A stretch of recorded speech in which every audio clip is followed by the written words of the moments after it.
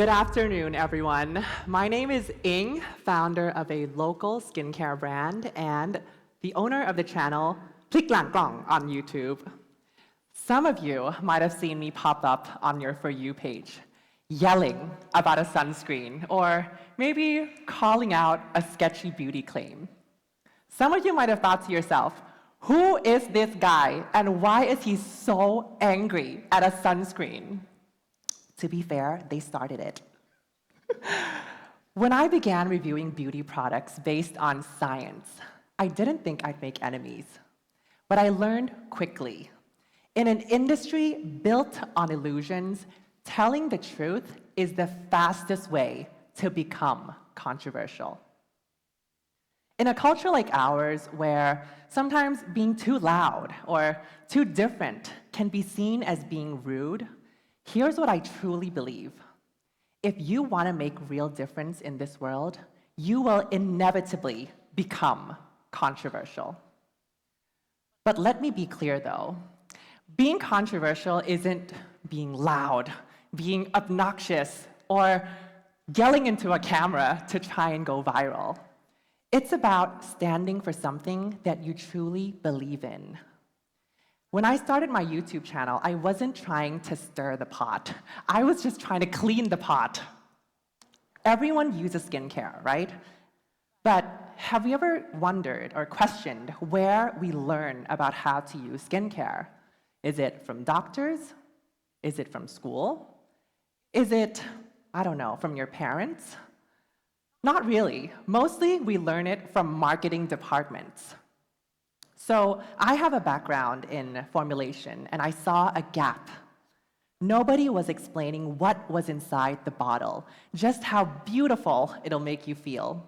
So I thought, what if I gave people the science behind the bottle? No sugarcoating, no brand loyalty, just facts. And that ruffled a lot of feathers. Because once people had the tools to see beyond the marketing buzzwords, they started to ask better questions. And when people ask better questions, you suddenly become very inconvenient to an industry that thrives on confusion. In the beginning, some people misunderstood my intentions. Some thought I was trying to sell or push my own factory. Some thought I was trying to bash a certain brand in order to prop up another. I've heard it all. Paid off, hidden agenda, imposter. Don't worry, I've been called worse by my friends. But over the years, my channel grew, slowly and then all at once. People started seeing through the fog. I've made videos questioning why we're paying La Mer prices for Nivea vibes. I've ruined people's day by saying that alcohol-free isn't always better, because alcohol isn't the problem, bad formulation is. It's like, you don't blame the vodka, you blame the bartender, right? I've taken down the whole 100% clean, natural is better.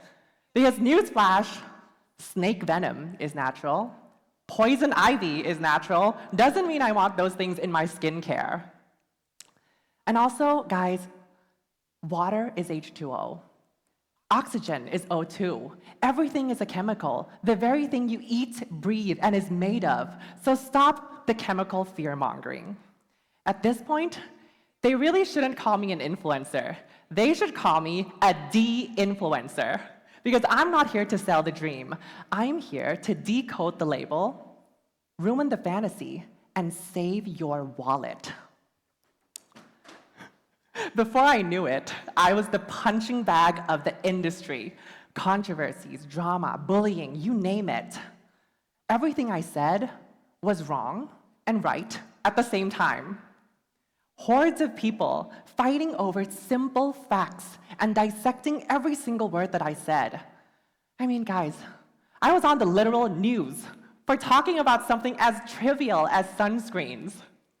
If I'm being very honest with you guys today, it hurts. There are some days where I just want to drop everything, move to a secluded island somewhere, and just be alone for a minute. You're probably wondering at this point, what keeps me going? And it's because over the past 5 years, I've had people come up to me in public and say, I used to have no confidence in my skin. I watch your videos, I changed my routine, and now I finally truly feel like myself again. Or some people have said they've decided to pursue studying cosmetic science and that they now work in the very industry that I've been talking about for years. That's when I realized controversy isn't something you avoid. It's something you accept. Because on the other side of discomfort, or dare I say depression at times, is real impact. After 5 years of reviewing skincare, I decided to put my own standards to the test. Yes, I launched my own skincare brand. Now, I know a lot of you might be thinking, he's just trying to cash in at this point. I don't blame you, and I don't blame anyone who thinks that. But to me, this brand was more of a social experiment. I wanted to see whether a brand could survive, not just survive, but thrive by telling people the truth. 3 years later, here we are. Last year alone, we made just a bit over 400 million baht in sales. It all started with the courage by just wanting people to know the truth. How did we grow? We didn't follow trends. Our first 3 products were quiet and boring as hell. Was it a fancy sheet mask? Was it, a serum that'll make you bright or white within 7 days? No, it was a simple moisturizer, cleanser, and sunscreen. Because we weren't just here to sell creams. We were here to sell a new culture, one where skincare is simpler and easier, where people aren't manipulated by marketing buzzwords, where science isn't hidden behind fluffy marketing copy.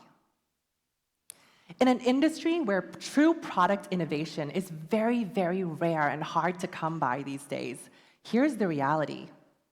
You can have an amazing formula, but if no one remembers what you stand for, then you're just another product on the shelf.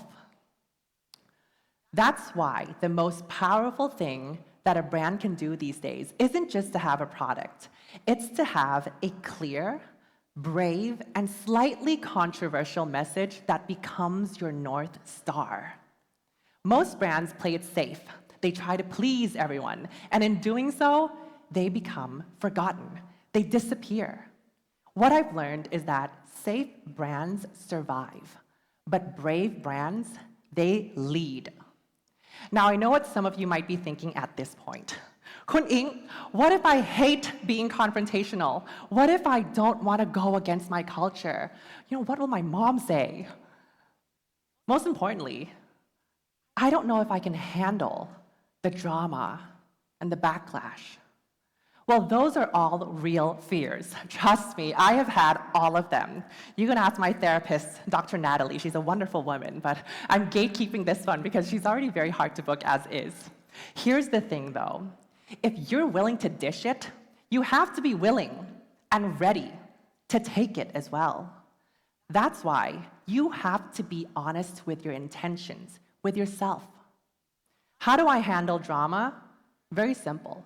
I ask myself this one question. Am I doing this for the betterment of my community? Or here's another one.